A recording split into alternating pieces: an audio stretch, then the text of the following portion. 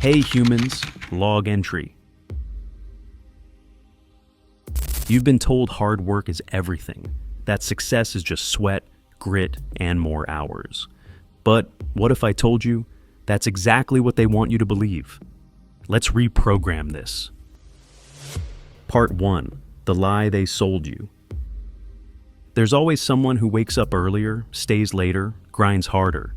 If the game was just about effort, you'd already be invisible, because there's always a robot willing to do more. But here's the secret.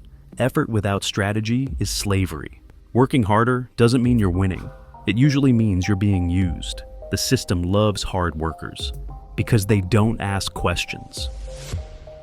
Part 2, what actually beats hard work. 3 things. Clarity, know exactly what you're trying to get, not what looks good, what matters. Positioning, put yourself where results are visible, not just effort. Timing, know when to move, and more importantly, when not to. The people who win aren't always the best or the busiest.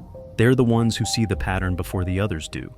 They skip the 10-year grind by choosing the right angle on day 1.